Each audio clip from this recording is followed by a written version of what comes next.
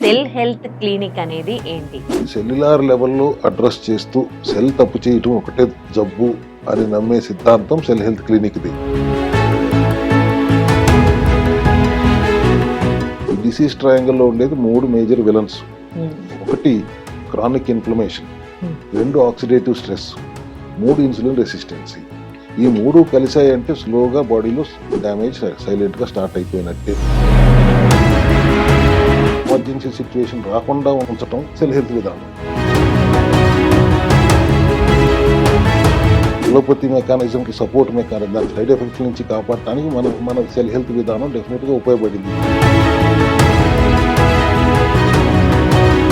IBS అంటే ఏంటి? ఒక ఫంక్షనల్ డైజెస్టివ్ డిజార్డర్ అంటే ఇంటెస్టైన్స్ అన్ని నార్మల్గా ఫంక్షన్ చేస్తున్నా, స్కాన్లు ఎండోస్కోపీలు అన్ని నార్మల్గా ఉన్నా ఇంటెస్టైన్స్ మాత్రం పనిచేయాల్సిన విధంగా పనిచేయకపోవటం. హెర్బ్రిన్ లాంటి హెర్బ్స్ నుంచి రకరకాల సప్లిమెంటరీ రూపంతో మనం ఇన్ఫ్లమేషన్ తగ్గిస్తున్నాం, ఆక్సిడేటివ్ స్ట్రెస్ తగ్గిస్తున్నాం, ఇన్సులిన్ రెసిస్టెన్సీ తగ్గించి ఇన్సులిన్ సెన్సిటివిటీ పెరిగేలా చేస్తున్నాం.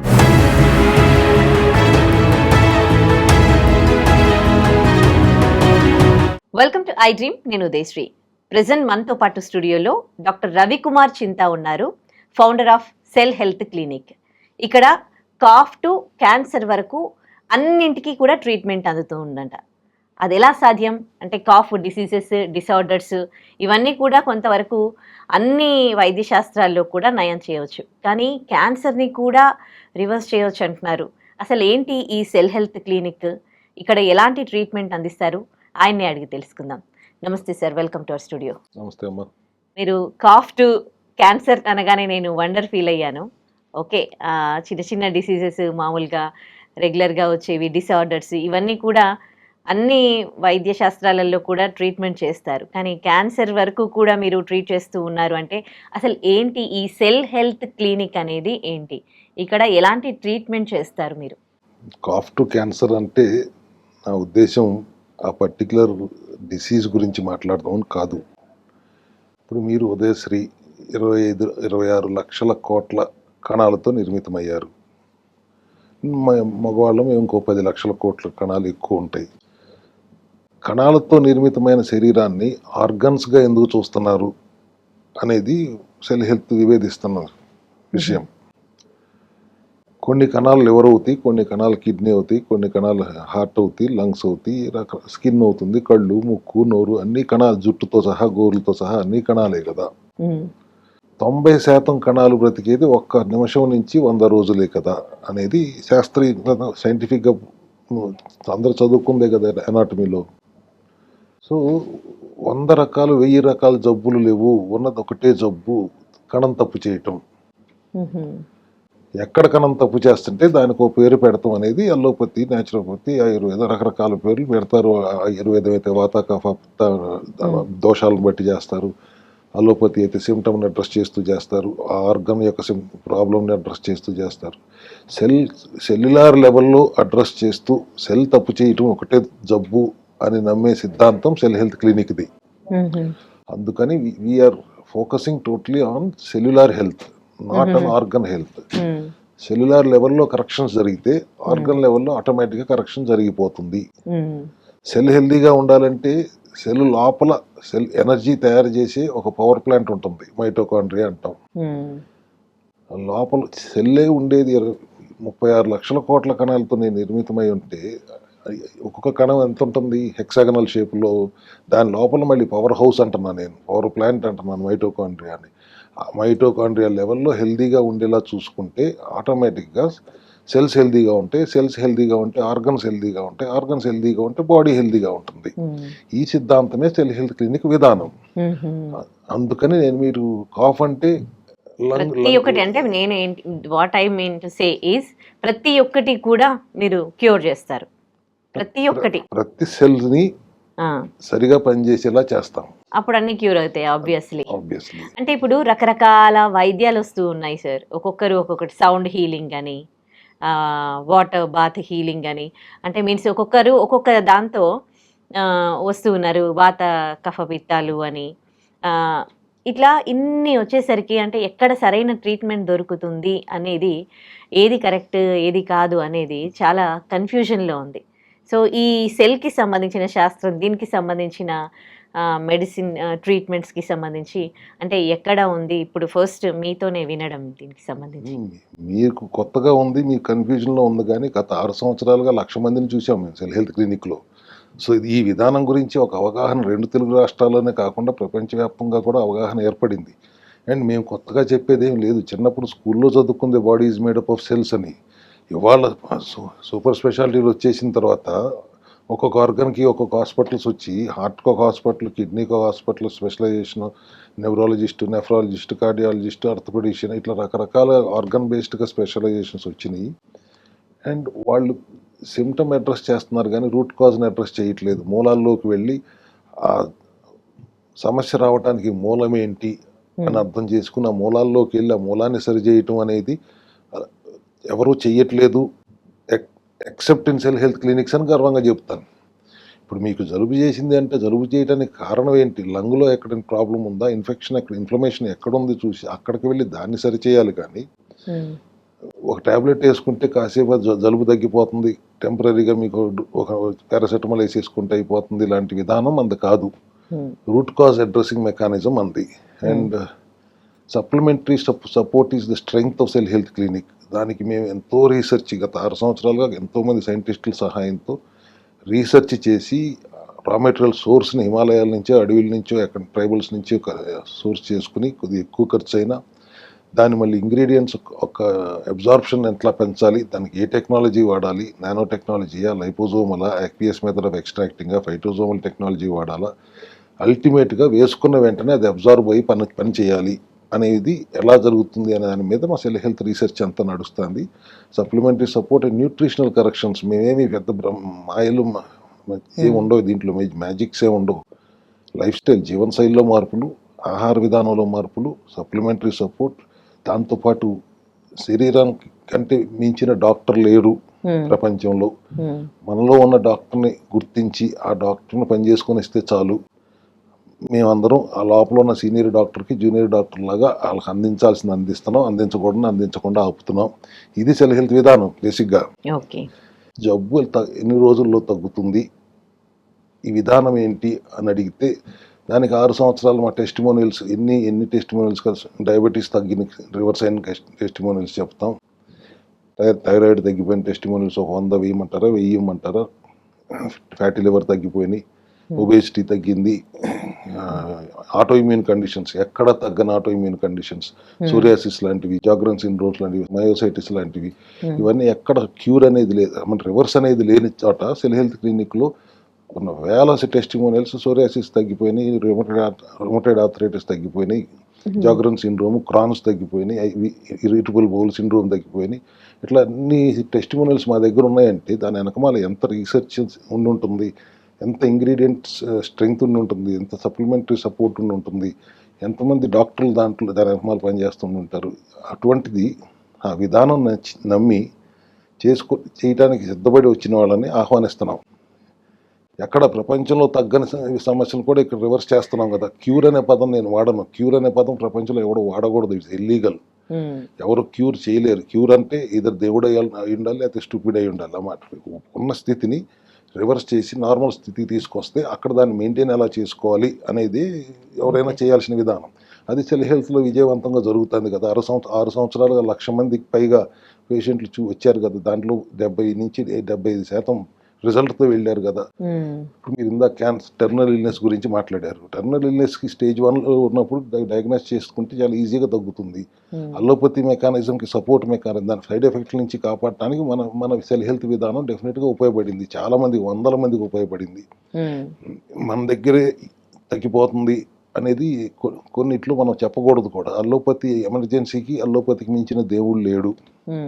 ఎమర్జెన్సీ సిచ్యువేషన్లో అల్లోపతికి వెళ్ళాలి. ఇప్పుడు మీ చెయ్యి ఎరిగింది, నా దగ్గరికి వస్తే నేనేం చేస్తాను? అల్లోపతికే వెళ్ళాలి. ఏమైనా సర్జరీ చేయాలి, అల్లోపతికే వెళ్ళాలి. Emergency allopathy. అక్కడ దాకా వెళ్ళనివ్వకుండా చూడటం మా బాధ్యత. ఆ ఎమర్జెన్సీ సిచ్యువేషన్ రాకుండా ఉంచటం సెల్ హెల్త్ విధానం. అంటే వాళ్ళ మీద వ్యతిరేకతతో కాదు, ఎవరు మనిషికి అంత ఎమర్జెన్సీ సిచ్యువేషన్ రానివ్వకుండా చేయటం మన బాధ్యతగా భావిస్తాం సెల్ హెల్త్ క్లినిక్లో. సో ఇటువంటి విధానంలో ఉండి ఇంత మంచి అద్భుతమైన రిజల్ట్స్ వస్తున్నప్పుడు సమస్య పరిష్కారం కావాలంటే ఖచ్చితంగా రండి. అనేది ఇవాళ మీ ద్వారా మీరు అడగటం మంచిదైంది. నేను ఇవాళ క్లారిటీ కూడా ఇవ్వటం నాకు కూడా ఒక తృప్తినిస్తుంది, ఒక క్లారిఫికేషన్ అందరికీ ఇవ్వటం జరుగుతుంది. దాని వెనకమాల ఎంత రీసెర్చ్ ఉంటుంది, ఎంతమంది వర్క్ చేస్తున్నారు, ఇంకా రా మెటీరియల్ సోర్స్ ఎట్లా తీసుకోవాలి, పండించకుండా న్యాచురల్గా ఉండేవి తెచ్చుకోవాలి, పురుగు మందులతో స్నానం చేయించి పండించే హెర్బ్స్ మొలకలు అవన్నీ హెర్బ్స్ అన్ని తీసుకురావాలంటే తీసుకొస్తే ఉపయోగం లేదు కదా, దాని ఎఫికసీ లేదు. సో దాంట్లో ఉండాల్సిన న్యూట్రిషన్ ఏమి ఉండట్లేదు. సో న్యాచురల్గా ఉండే సోర్సెస్ నుంచి తెచ్చుకుంటే it will be costlier only, and దాని మళ్ళీ బయో అవైలబిలిటీ పెంచాలంటే it will be more costlier. And హోలిస్టిక్గా ఇంటిగ్రేటెడ్గా టైం రెస్ట్రిక్టెడ్ ఈటింగ్తో ఆహార విధానంలో మార్పులు చేస్తూ మనం ఎటువంటి ప్రోటోకాల్ పాటిస్తే మీకు తగ్గుతుంది అనేది చాలా డీటెయిల్డ్గా మనం ప్లాన్ చేసి ఇండివిజువలిస్టిక్గా వన్ సైజ్ ఫిట్స్ ఆల్ లాగా కాకుండా ఎవరి సమస్యకి బట్టి వాళ్ళ మెటబాలిజంను బట్టి వాళ్ళ రూట్ కాజ్ని అడ్రస్ చేస్తూ దాన్ని సరిచేయడానికి ఏం చేయాలి చెప్తూ వాళ్ళకు ఒక కౌన్సిలింగ్ ఇచ్చి. సో అంటే ఇప్పుడు ఈ జనరేషన్లో ఉన్నవి 1-2 కాదు, కొన్ని వందల రకాల జబ్బులు. ఇందాక మీరు ఆటో ఇమ్యూన్ డిసార్డర్ గురించి మాట్లాడారు. ఈ ఆటో ఇమ్యూన్ డిసార్డర్ వల్లే అసలు ఎన్ని రకాల రోగాలు వస్తూ ఉంటాయి. అండ్ అవి ఇంకా తగ్గవు, ఎప్పటికీ లైఫ్ లాంగ్ మెడిసిన్ వాడుతూ ఉంటారు. ఈ విటిలిగో కావచ్చు, చర్మ సంబంధిత సోరియాసిస్ కావచ్చు, ఎన్నో రకాలు ఉన్నాయి కదా. మీరు ఆటో ఇమ్యూన్ డిసార్డర్ని కూడా అంటే మీరు ఇచ్చేది సెల్ ట్రీట్మెంట్ కదా. సో ఆటో ఇమ్యూన్ డిసార్డర్ కూడా సెట్ అవుతుందంటారా? అసలు అది ఎట్లా పాసిబుల్ అవుతుంది? ఆటో ఇమ్యూన్ అంటే ఏంటి? ఆటో ఇమ్యూన్ డిసీజ్ అంటే రోగనిరోధక శక్తి, ఇమ్యూనిటీ అంటే. అవును. మనల్ని ప్రొటెక్ట్ చేయాల్సింది మన మీదే దాడి చేయటం వల్ల వచ్చే జబ్బులు. అవును. దానికి ఈ ప్రపంచంలో ఎక్కడ రివర్స్ అవ్వదు అని నేను ఎందుకు అన్నానంటే, ఆ మాట అనాలంటే కొంత సాహసం కావాలి. మన దేశంలోనో లేదా అల్లోపతిలోనో ఆయుర్వేదంలోనో అని కాకుండా గ్లోబల్లీ దానికి రివర్స్ చేయగలిగే కెపాసిటీ ఎవరికి లేదు. ఎయిదర్ ఆ ఇమ్యూనిటీ దాడిని ఆపటం కోసం ఇమ్యూన్ సప్రెసెంట్స్ వాడతారా, లేదంటే స్టెరాయిడ్స్ వాడతారు. అంతేగాని అది అలా ఎందుకు ప్రవర్తిస్తుంది, రక్షించాల్సిన వ్యవస్థ భక్షించటానికి ఎందుకు ప్రవర్తిస్తుంది, ఎందుకు అటాక్ చేస్తుంది, దానికి ఒక కారణం ఉంటుందిగా, దానికి ఒక మూలం ఉంటుందిగా. ఆ మూలం ఏంటో పట్టుకున్న మూలాన్ని సరి చేస్తే దీన్ని బ్యాలెన్స్లో తెచ్చుకుంటుందిగా. వాళ్ళు ఎవరు బ్యాలెన్స్లో తేలేరు, మేము కూడా మా డాక్టర్స్గా మేము బ్యాలెన్స్లో తేలేము. ఎవరు తేగలరు అర్థం చేసుకుని వాళ్ళతో అది చేయించవచ్చుగా. సో బాడీలో పెద్ద పేగు, లార్జ్ ఇంటెస్టైన్, గట్ అంటాం కదా, గట్లో 70-75% ఇమ్యూన్ సెల్స్ ఉండేది గట్లో. గట్ ఈస్ ద వన్, అందరికి అర్థమయ్యే భాషలో చెప్పాలంటే gut is the one which trains what to allow, what not to allow. So gut బ్యాలెన్స్గా హెల్దీగా ఉందంటే ఇమ్యూనిటీని బ్యాలెన్స్లో తెచ్చుకుంటుంది. గట్ హెల్దీగా లేకపోతే, అంటే గట్ అంటే ఇప్పుడు మీరు నేను ఇందాక అన్నట్టు 26-27 లక్షల కోట్ల కణాలతో మీరు నిర్మితం అయి ఉంటే దానికి డబల్ బ్యాక్టీరియా కూడా మీలోనే ఉంటుంది, సెల్స్. దాంట్లో 80% బ్యాక్టీరియా సెల్స్ ఉండేది గట్లో. దాంట్లో గుడ్ బ్యాక్టీరియా ఉంటుంది, బ్యాడ్ బ్యాక్టీరియా ఉంటుంది. రెండు బ్యాలెన్స్లో ఉన్నంత వరకు గట్ హెల్దీగా ఉంటుంది. బ్యాలెన్స్ ఎప్పుడన్నా తప్పిందా దాన్ని డిస్బయోసిస్ అంటాం. లీకీ గట్గా మారుతుంది. లీకీ గట్గా మారినప్పుడు బ్యాక్టీరియా, బ్యాడ్ బ్యాక్టీరియా లీక్ అయ్యి బ్లడ్ స్ట్రీమ్లోకి వెళ్తుంది అనుకోండి. ఇమ్యూనిటీ సడన్గా ఏదో ఫారెన్ బాడీ వచ్చేసింది అనే అర్థం చేసుకుని దాన్ని అటాక్ చేయడానికి వెళ్తుంది. ఒక్కోసారి bacteria DNA and healthy cell DNA mimic అవుతాయి. పొరపాటున హెల్దీ సెల్ కూడా అది పొరపాటు పడి హెల్దీ సెల్స్ని అటాక్ చేస్తుంది. అక్కడ మొదలవుతుంది మొత్తం ఆటో ఇమ్యూన్ కండిషన్ మొదలు జరగటానికి. ఆ తర్వాత గట్ హెల్దీగా లేనప్పుడు ఇమ్యూనిటీకి ట్రైనింగ్ ఇచ్చేవాళ్ళు లేరు, అది కన్ఫ్యూజ్ అవుతుంది, సెల్ఫ్ టాలరెన్స్ కోల్పోతుంది, సొంత మనుషుల్ని శత్రువులుగా భావించి దాడి చేస్తూ ఉంటుంది. దానివల్ల వస్తుంది సమస్య. సో ఇప్పుడు మనం చేయాల్సింది ఏంటి, గట్ హెల్త్ని సరి చేయాలి. గట్ హెల్త్ని సరి చేస్తే ఆటోమేటిక్గా గట్ ఇమ్యూనిటీని బ్యాలెన్స్లో తెచ్చుకుంటుంది. That's what we do at cell health clinics. Psoriasis తగ్గిన, అది సోరియాసిస్ అంటే చర్మ వ్యాధి కాదు, ఇమ్యూనిటీ ఓవర్ యాక్షనే. Skin is the largest organ అంటాం మనం, బట్ స్కిన్ మీద రిఫ్లెక్ట్ అవుతుంది. It comes down and shows the inflammation on the skin. Immunity దాడి చేయటం వల్ల, ఇమ్యూనిటీ ఓవర్ యాక్షన్ వల్ల వచ్చే సమస్యలు ఇవి. దానికి మనం ఇమ్యూనిటీని తొక్కి పెడతామో, ఇమ్యూనిటీని సప్రెస్ చేయటం, రోగనిరోధక శక్తిని తొక్కిపెట్టే సాహసం కెపాసిటీ ప్రపంచంలో ఎవరికన్నా ఉంటుందా? టెంపరీగా ఉంటుంది. అందుకే ఆటోఇమ్యూన్ డిసీజెస్లో ఎక్కడ ఏ వైద్య శాస్త్రంలో అయినా టెంపరీ రిలీఫే కానీ పర్మనెంట్గా రివర్స్ అవ్వటం అనేది జరగదు. ఇక్కడ కూడా మేము క్యూర్ అనట్లేదు. Reverse. అంతకు ముందున్న స్థితిలోకి మళ్ళీ బ్యాలెన్స్లోకి తీసుకురాగలిగితే అక్కడి నుంచి మళ్ళీ రానివ్వకుండా జాగ్రత్తలు ఎలా తీసుకోవాలి అనేది సెల్ హెల్త్లో విధానం. అది 6 నెలలకు ఒకసారి 21 రోజులు మెయింటెనెన్స్ చేసుకుంటూ ఉండండి. వెహికల్ కొంటే సర్వీసింగ్ ఇవ్వరా? ఇంతకంటే పెద్ద వెహికల్ ఎక్కడ చూసారా మీరు? దీనికి సర్వీసింగ్ అవసరం లేదా? అదే విధానం అంతా మన సెల్ హెల్త్ విధానం అంతా నడుస్తుంది. కాబట్టి ఆటోఇమ్యూన్ కండిషన్స్ కూడా చాలా తేలిగ్గా ఈజీగా మీకు కావాలంటే ఒక 1000 టెస్టిమోనియల్స్ పంపించినా డిస్ప్లే చేస్తానంటే నాకేం అభ్యంతరం లేదు. సోరియాసిస్ కానీ, రొమటైడ్ ఆర్థరైటిస్ కానీ, ఎస్ఎల్ఈ అంటాం, లూపస్ అని, హషిమోటో థైరాయిడైటిస్ అంటాం, జాగ్రన్ సిండ్రోమ్, క్రాన్స్, మయోసైటిస్, ఇవన్నీ కూడా మా దగ్గర అడ్రస్ అవుతాయి. బికాస్ రూట్ కాజ్ ఒకటే. అల్టిమేట్లీ వీఆర్ ఫస్ట్ చెప్పింది వీఆర్ అడ్రసింగ్ సెల్యులార్ లెవెల్లో. సో గట్ కూడా సెల్సే కదా, everything is made up of cells only. So we address everything at cellular level, rather mitochondria లెవెల్లో అడ్రస్ చేస్తున్నాం. కాబట్టి ఆర్గన్ లెవెల్లో ఉన్న ఇన్ఫ్లమేషన్స్ ఏదైనా కానీ ఆటోమేటిక్గా కరెక్ట్ అవుతాయి. ఈ డయాగ్నోస్ అనేది సేమా? అంటే మీరు మామూలుగా ఇప్పుడు అలోపతి డాక్టర్లు ఏవైతే డయాగ్నోస్ అవి టెస్ట్లు రాస్తారో అవే వాటి ద్వారానే మీకు తెలుస్తుందా, లేకపోతే వేరే విధానం ఉంటుందా? లేదమ్మా, anatomy is the same. Naturopathy అయినా allopathy anatomy is the same. Diagnosis అనేది కూడా through blood pathology and radiology ద్వారానే తెలుసుకుంటాం. Either through blood test or scans or MRI or CT scans, అవి వాటి ద్వారానే తెలుసుకుంటాం. బట్ డయాగ్నోస్ చేసే విధానం వేరు మాది. మెటబాలిజం ఏంటి అనేది బ్లడ్ రిపోర్ట్స్ని బట్టి తెలుస్తుంది. ఆ మెటబాలిజం ఏంటి, ఎక్కడ పొరపాటు జరుగుతుందని తెలిసినప్పుడు ఆ పొరపాటును సరిచేయటం కాకుండా ఆ పొరపాటుకు మూలం ఎక్కడో డయాగ్నోస్ చేయగలుగుతూ ఇంపార్టెంట్. మా సెల్ హెల్త్ క్లినిక్లో ఉన్న డాక్టర్స్ అందరూ కూడా ప్రాబ్లం యొక్క మూలం ఎక్కడుందో డయాగ్నోస్ చేయగలిగే దమ్మున్న విధానం ఉంటుంది. కాబట్టి మేము మూలాల్లోకి వెళ్ళి సరి చేస్తాం. మీకు కనపడుతున్న ప్రాబ్లం సరి అవుతుంది ఆటోమేటిక్గా.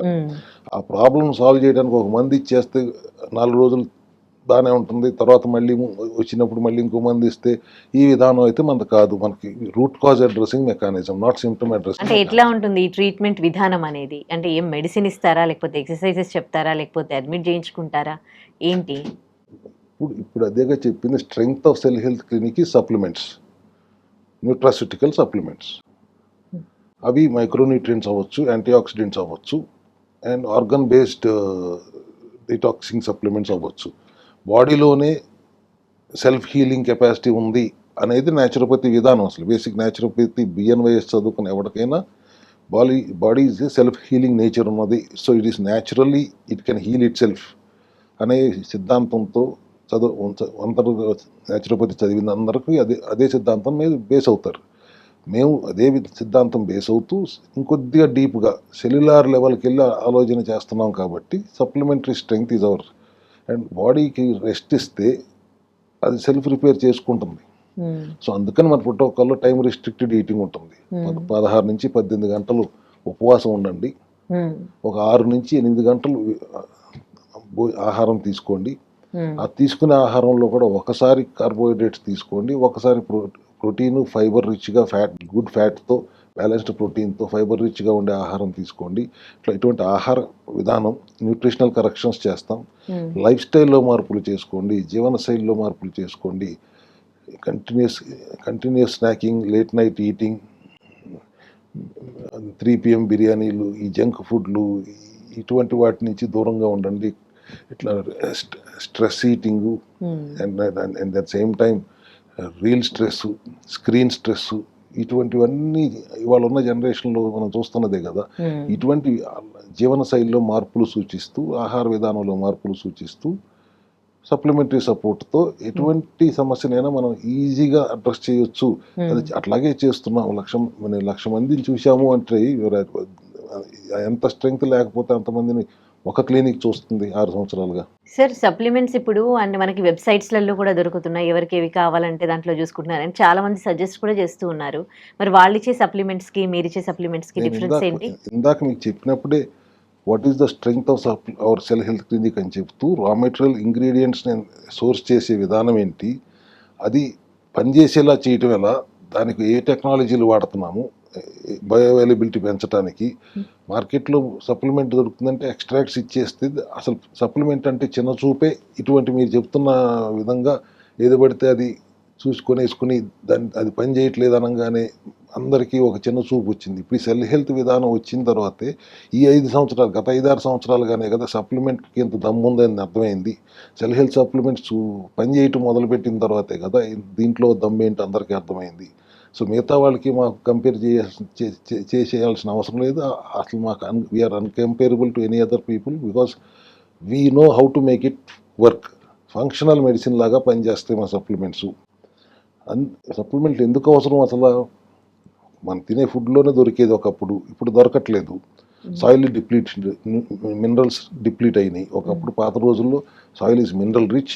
మనం తినే ఆహారంలోనే magnesium, zinc, folate, C vitamin, D vitamin అన్ని దాంట్లోనే దొరికాయి. బయట నుంచి తీసుకోవాల్సిన అవసరం లేదు. ఆహారంలో ఇవాళ లభించట్లేదు కాబట్టి బయట నుంచి మనం సప్లిమెంట్ చేయాల్సి వస్తుంది. అందుకని ఇప్పుడు ఎనర్జీ తయారవుతున్న క్రమంలో మీరు తినే ఆహారంలో నుంచి స్మాల్ ఇంటెస్టైన్ గ్లూకోజ్గా మార్చి రక్తంలోకి పంపిస్తే ఆ ఇన్సులిన్, ప్యాంక్రియాసిల్లోని ఇన్సులిన్ వచ్చి ఆ బ్లడ్లో ఉన్న గ్లూకోజ్ని సెల్స్ అన్నిటిలోకి నింపుతుంది కదా. ఆ నింపుతున్న తర్వాత లోపల ఉన్న మైటోకాండ్రియా దాని ఎనర్జీ కింద ప్రొడ్యూస్ చేస్తున్న క్రమంలో కొన్ని బై ప్రొడక్ట్స్ ప్రొడ్యూస్ అవుతాయి. అన్స్టేబుల్ మాలిక్యూల్స్, ఫ్రీ రాడికల్స్ అంటాం. వాటితో యుద్ధం చేయలేకపోతే, యాంటీ ఆక్సిడెంట్స్ లేకపోతే, నేను చెప్తున్న ఈ సప్లిమెంట్స్ లేకపోతే ఫ్రీ రాడికల్స్ దాడి చేస్తాం వల్లనే కదా సెల్స్ తప్పు చేస్తే జబ్బులు వస్తాయి. సో ఫ్రీ రాడికల్స్తో యుద్ధం చేయడానికి కావాల్సిన మైక్రోన్యూట్రియంట్స్ అన్నీ ఇప్పుడు మన సెల్ హెల్త్ సప్లిమెంట్స్లోనే ఉంటాయి. Okay, right. ఇంకా కొన్ని డిసీజెస్ గురించి మాట్లాడుకుందాం. ఈ డిసీజ్ ట్రయాంగిల్ అంటే ఏంటి? ఎవరికి ఒక జబ్బు సింగిల్గా రాదు. ఏ డిసీజ్ అయినా సోలో పర్ఫార్మెన్స్ ఉండదు.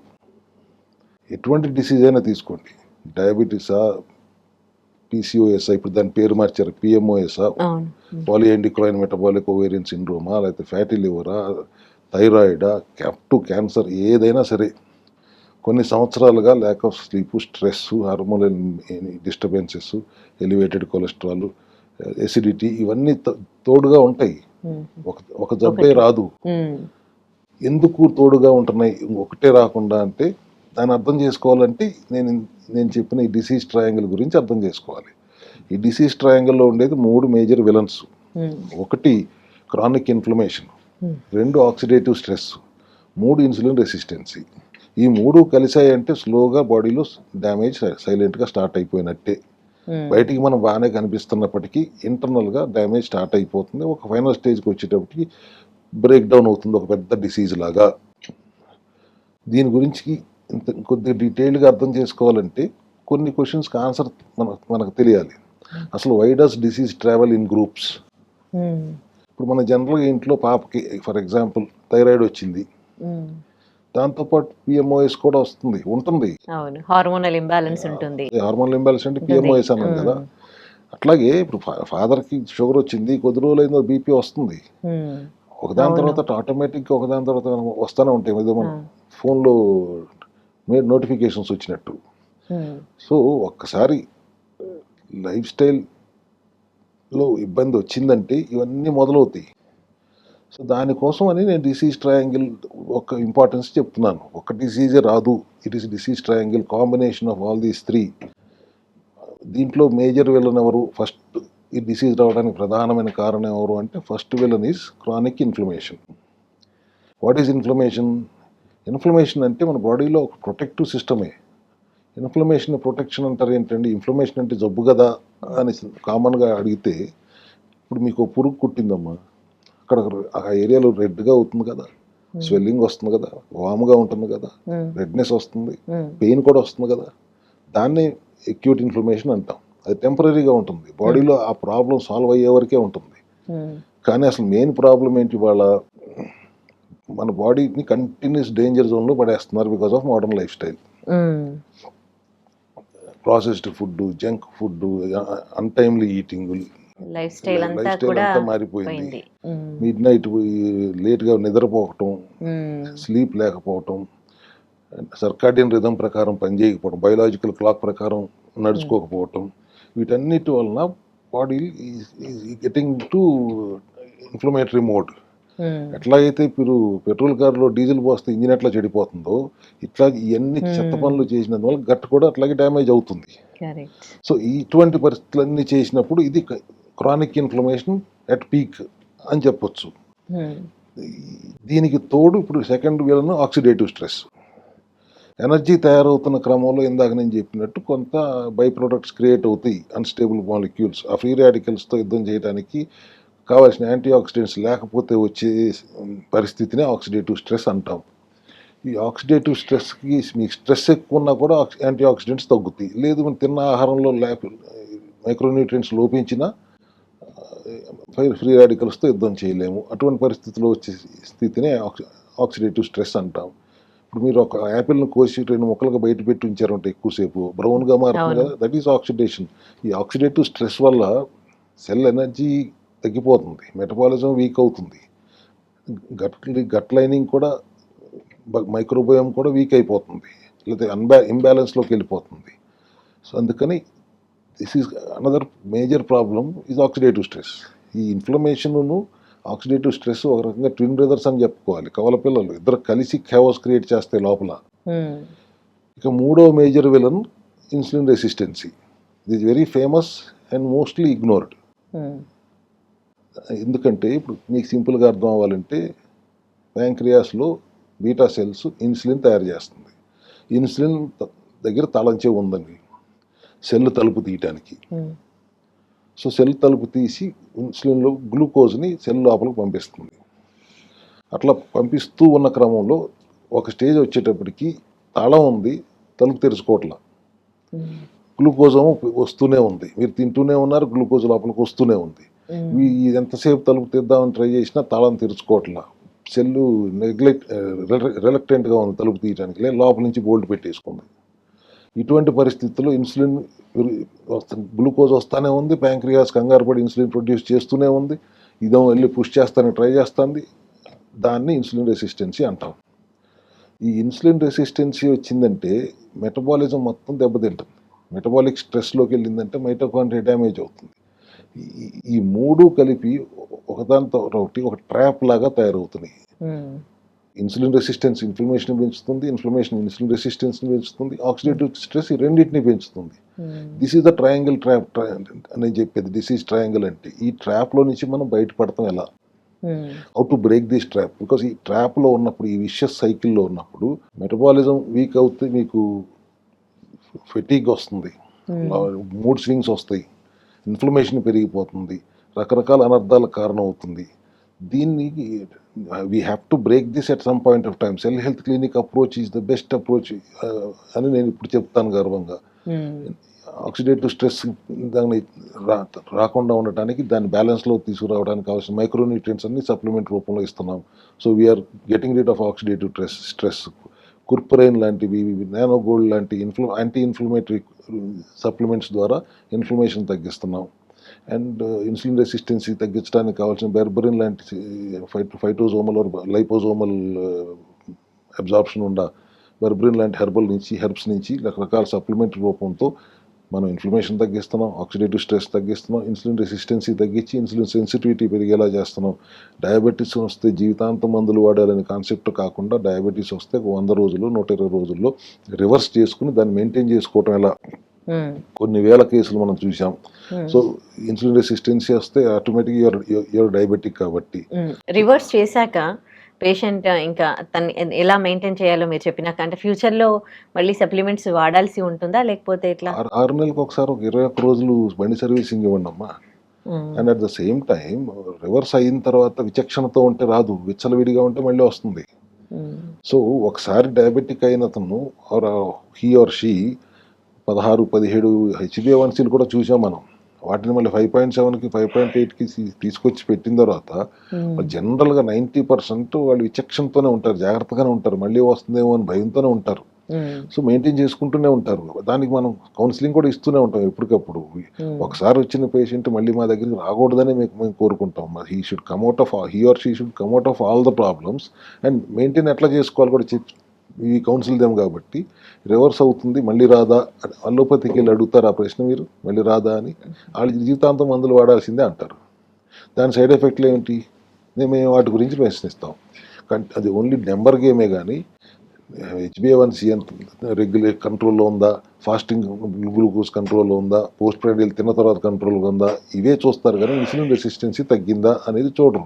ఇన్సులిన్ రెసిస్టెన్సీ తగ్గించేది, ఇన్సులిన్ సెన్సిటివిటీ పెంచేది, మళ్ళీ డయాబెటిక్ కాకుండా నార్మలైజ్ చేసేది సెల్ హెల్త్ విధానమే. ఇక్కడికి వచ్చింది తగ్గిపోయిన తర్వాత కొన్ని 1,00,000 మందిలో కనీసం 25,000 మంది డయాబెటిక్ పేషెంట్లే ఉంటారు మా దగ్గరికి వచ్చిన వాళ్ళు.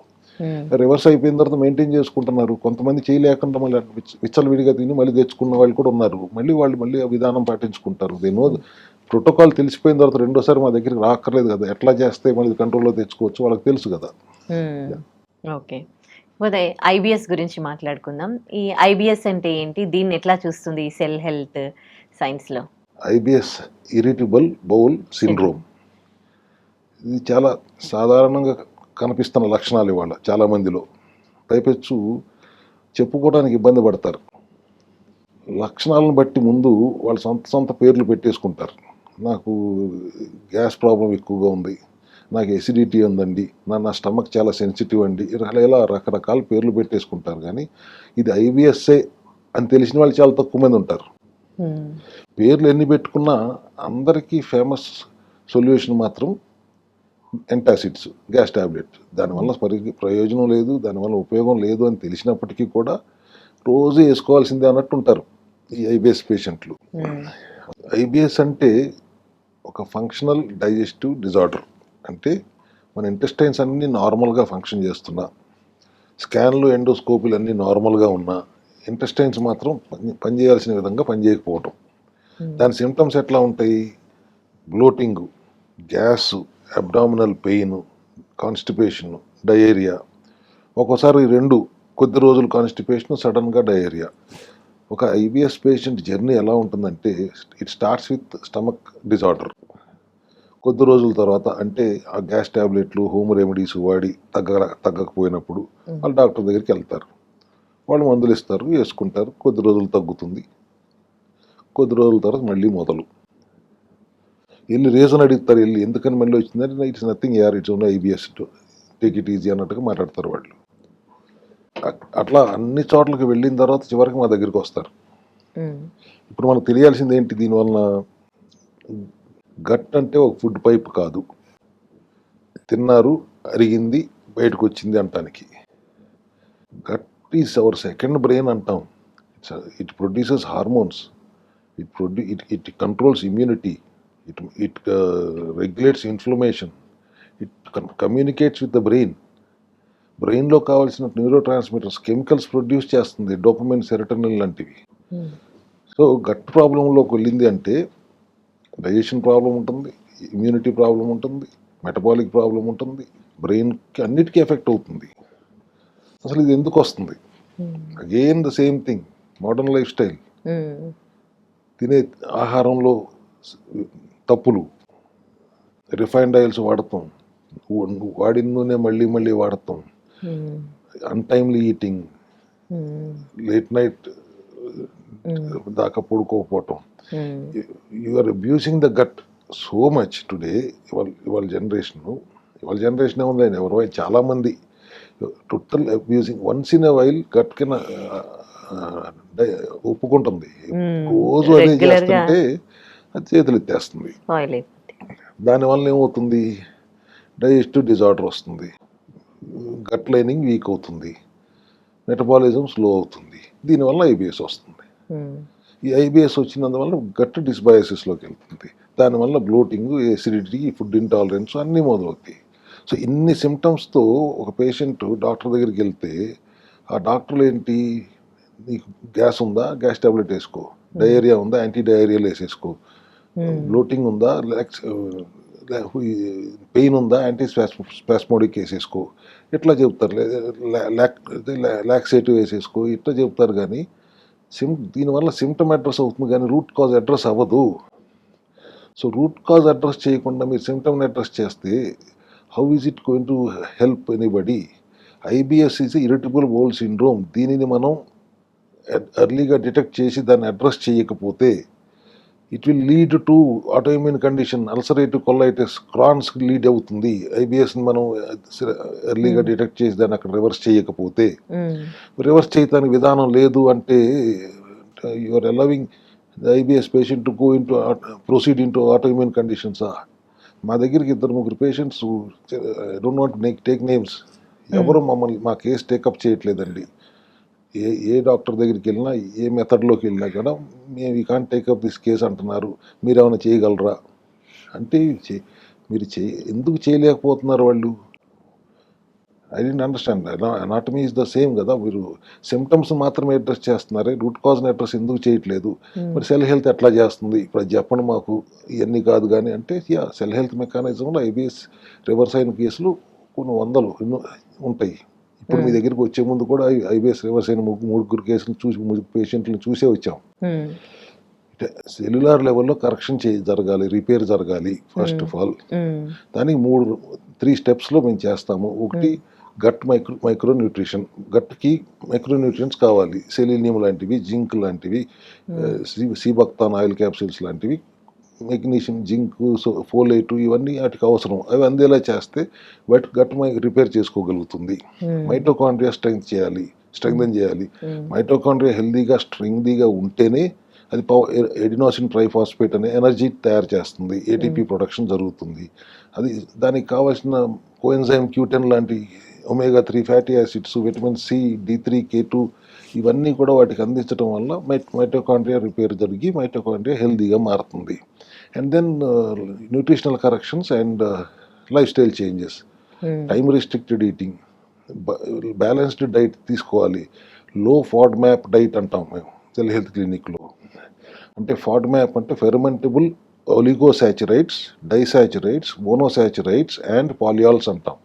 వీటిని మనం టైం రెస్ట్రిక్టెడ్ ఈటింగ్ 14 నుంచి 18 గంటలు రెస్ట్ ఇస్తే గట్ రిపేర్ చేసుకోగలుగుతుంది. రిపేర్ చేసుకున్న తర్వాత ఈ కాంబినేషన్లో స్ట్రెస్ కంట్రోల్ చేసుకుని పువర్ స్లీప్ లేకుండా క్వాలిటీ స్లీప్ ఉండేలాగా, హైడ్రేటెడ్గా ఉండేలాగా 4 లీటర్లు 5 లీటర్లు మంచినీళ్ళు తాగుతూ హైడ్రేషన్ ఉండేలా చూసుకుంటే ఐబిఎస్ రివర్స్ అవుతుంది.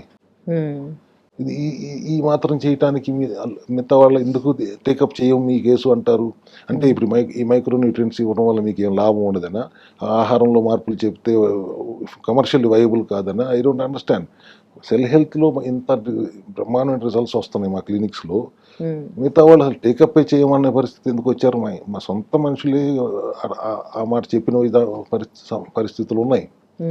So it is so easily addressable condition కదా. మీరు రూట్ కాజ్ నుండి దాన్ని ఐడెంటిఫై చేసి అక్కడి నుంచి ట్రీట్మెంట్ ఇస్తున్నారు కదా, సో అంటే కొంచెం ఎక్కువ టైం పడుతుండొచ్చు కదా. ఏదైనా 90% of the cells life span is 1 minute to 100 days అంటున్నా కదా. ఆ 100 రోజులు పడుతుంది, 3 to 4 months పడుతుంది మనకి ఏదైనా ప్రాబ్లంతో వచ్చినప్పుడు 100 రోజులు. అసలు ప్రాబ్లం రాకుండా చూసుకోవాలి. ప్రివెంటివ్ హెల్త్ కేర్ తీసుగా ప్రయాణం చేయండి. సంవత్సరానికి ఒక 42 రోజులు మీ శరీరం కోసం, మీ ఆరోగ్యం కోసం కేటాయించండి. ముదిరిపోయిన తర్వాత వచ్చి అయ్యో ముందే జాగ్రత్త పడితే బాగుండేదే అని అనుకునే బదులు why can't give time to your own body. అంటే 42 days కి ఒకసారి, అంటే సెల్ ని సంవత్సరానికి ఒకసారి 42 days అన్నానమ్మా. సంవత్సరానికి ఒకసారి 42 days చేయలేకపోతే కనీసం 6 నెలలకు ఒకసారి ఒక 21 రోజులు మెయింటైన్ చేసుకో. వాట్ ఆర్ ద డెఫిషియన్సీస్ తెలుసుకో, మెటబాలిజం అర్థం చేసుకో. సెల్ హెల్త్ క్లినిక్కి వచ్చి మా డాక్టర్ని సంప్రదించండి, మెటబాలిజం అర్థం చేసుకుని these are the deficiencies you have, ఈ డెఫిషియన్సీని అడ్రస్ చేయండి. దీస్ ఆర్ ద టాక్సిన్స్ మీ బాడీలో చాలా ఎక్కువగా ఉన్నాయి, డీటాక్స్ చేసుకోండి. Liver detox, liver is the biggest detox organ mechanism in the body. దాన్ని కూడా ఇబ్బంది పెట్టిన పరిస్థితుల్లో హౌ టు డీటాక్స్ ఇట్, గట్ని ఎట్లా డీటాక్స్ చేయాలి, గట్ క్లీనింగ్ ఎట్లా చేయాలి, కోలోన్ క్లీన్సింగ్ ఎట్లా చేయాలి, ఇట్లా we address the deficiency and we detox the body. అట్లా వారానికి 6 నెలలకు ఒకసారి చేయండి, లేదా సంవత్సరానికి ఒక 42 రోజులు చేసుకోండి. ప్రివెంటివ్ హెల్త్ కేర్ తీసుకో. ఓన్లీ మా దగ్గర ఉన్న ఎసెన్షియల్ కిట్ అని ఉంటుంది, ఆ ఎసెన్షియల్ కిట్ ఒకటి వాడుకోండి 40 రోజుల పాటు. నేను చెప్తున్న ఈ మైక్రో న్యూట్రియంట్స్ అన్నీ ఉంటాయి, గట్ హెల్త్కి సంబంధించింది ఉంటాయి, కోఎన్జైమ్ Q10 ఉంటుంది, ఏదైతే మైటోకాండ్రియా సపోర్ట్గా. There are about 10 supplements in that which will help you repair your cells and detox your body. ఇది చేసుకుంటూ ప్రివెంటివ్ హెల్త్ కేర్ దిశగా ఉండండి అని అందరూ మేము ఎప్పుడు చెప్తాం. గత 1.5-2 సంవత్సరాల నుంచి మేము నా ఉద్దేశమే అవేర్నెస్ క్రియేట్ చేయటం కదా. ఎంత పెద్ద సమస్య అయినా చాలా తేలిగ్గా మనం పరిష్కరించుకోవచ్చు. ఊరికే భయపెట్టేసి లక్షలు లక్షలు తీసుకోవడానికి మేము లేము. ఎంత పెద్ద సమస్య అయినా సెల్యులార్ లెవెల్లో కరెక్షన్ చేయటమే అనే విధానంతో వెళ్తున్నాం కాబట్టి ఒక 100-120 రోజులు పడుతుంది. కొన్ని సందర్భాల్లో ఇంకో నెల ఎక్కువ కూడా పట్టొచ్చు, కానీ పరిష్కార మార్గంలో దిశగానే నడుస్తుంది. ఒక నెల రోజులు అయ్యేటప్పటికే వాళ్ళలో మార్పులు, చిన్న చిన్న మార్పులు గమనించుకుంటారు. ఆ మార్పులు గమనించుకున్న తర్వాత ఇంకా స్ట్రిక్ట్గా చేస్తూ ఉంటారు. 100-120 రోజులు దాటి మాకు ఎక్కువ విషయాల్లో మాకు అంతకంటే ఎక్కువ సమయం అవసరం లేదు. ఓకే. కానీ ఇప్పుడు జనరేషన్ ఇప్పుడు కొద్దిగా మారిందిలేండి. ఆల్టర్నేటివ్ విధానాలను ఎతుకుతున్నారు. అండ్ వాళ్ళు కూడా కొంత వాళ్ళ హెల్త్ మీద దృష్టి పెడుతున్నారు. కానీ జనరల్గా మీకు ఆ నిమిషంలో ఆ నొప్పి తగ్గిపోవాలి, మీరు మీ పనులు మీరు చూసుకోవాలి, మీ పరుగు పందాలు, మీ సంపాదనలు, మీ కుటుంబాలు ఆలోచిస్తున్నారు. కానీ మీ హెల్త్ని మించిన ఆస్తి ఏమి లేదు అనేది ఆలోచించడం పోయింది. ఇప్పుడే కొద్దిగా మేము ఈ సంవత్సరం నుంచి అవేర్నెస్ ప్రోగ్రామ్స్ చేస్తూ ఉన్నాం కాబట్టి ప్రజలు ఆలోచిస్తున్నారు. Okay, right. ఇకపోతే లివర్కి సంబంధించిన సమస్యకు సంబంధించి మాట్లాడుకుంటే ఈ కణశాస్త్రంలో ఈ సెల్ హెల్త్ క్లినిక్లో లివర్కి సంబంధించి కణాలలో ఎలాంటి మార్పులు జరుగుతాయి, లివర్కి సంబంధించి ఎన్ని రకాల వ్యాధులు వస్తాయి, దానికి ఎలాంటి ట్రీట్మెంట్ ఇస్తారు? సైలెంట్గా పనిచేసుకుంటూ ఏ కంప్లైంట్ ఇవ్వని ఆర్గన్ ఎవరు ఉందంటే అది liver.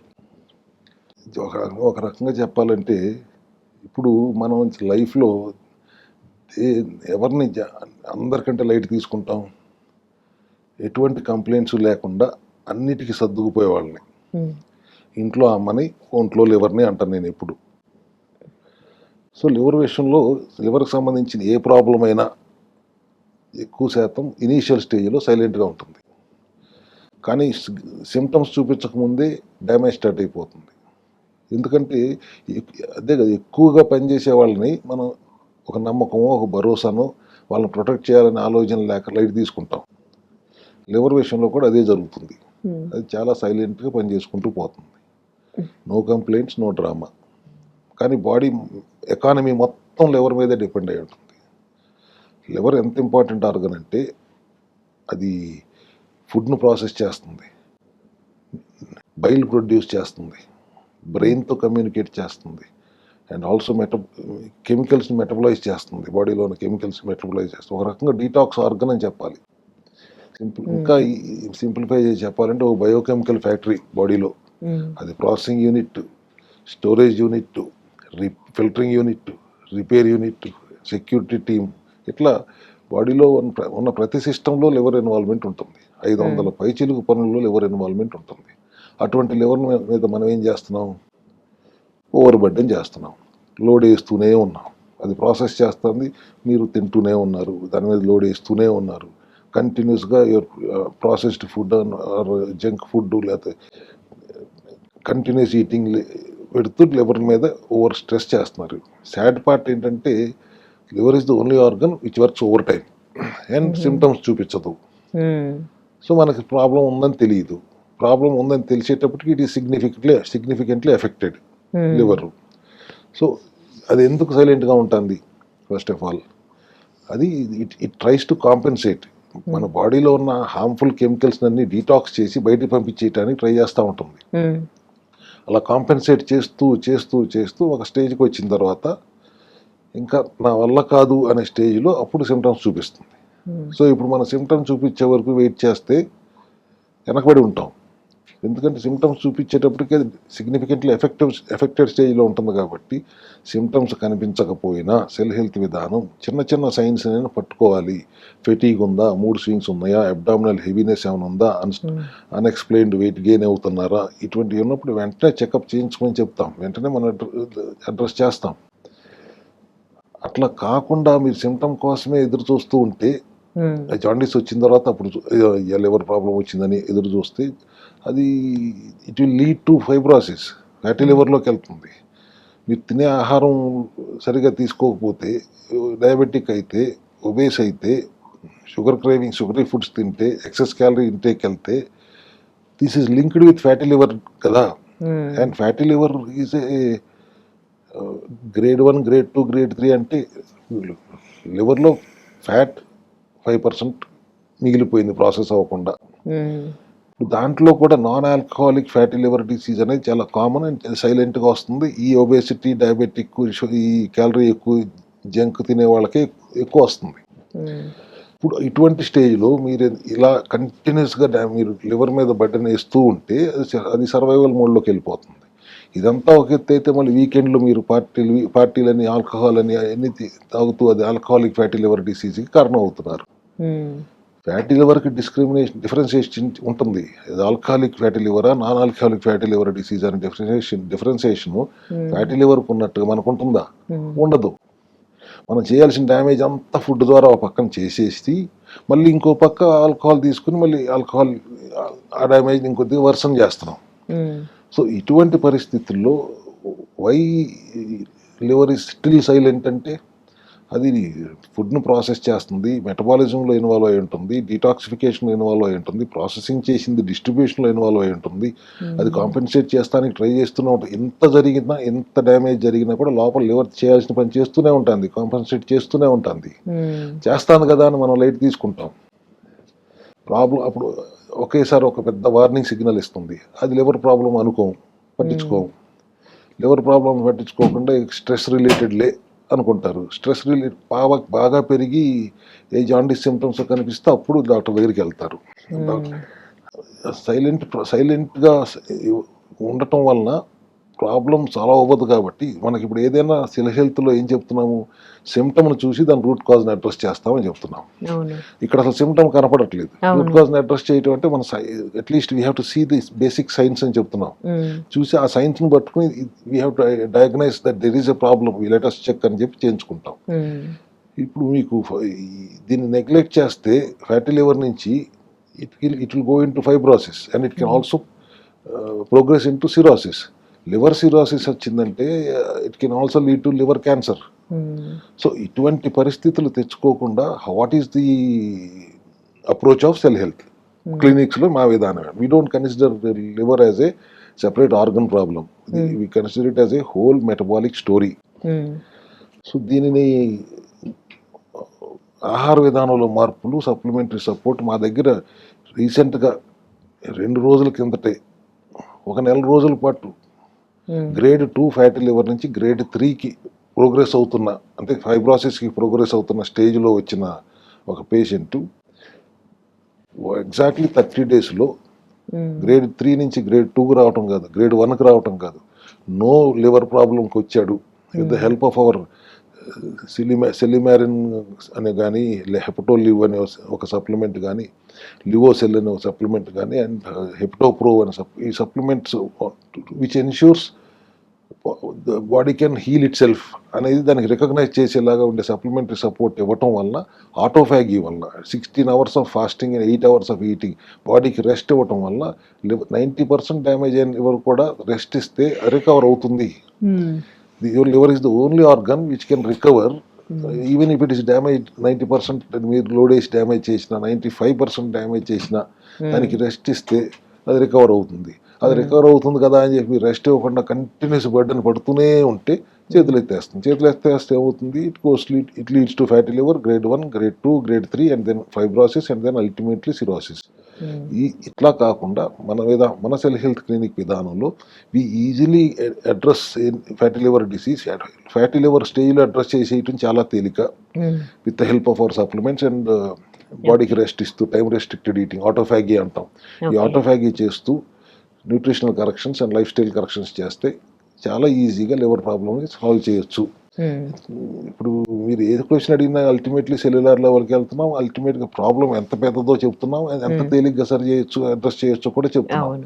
This is how we should approach. అంతేగాని భయపెట్టేసి చాలా కష్టం అని చెప్పి లక్షలు తీసేసుకుందాం అనే ఆలోచనతో ఉంటే కట్టేవాళ్ళు ఉండొచ్చు, బట్ ఎంత భయంతో కడతారు వాళ్ళు, ఎంత భయంతో బ్రతుకుతారు.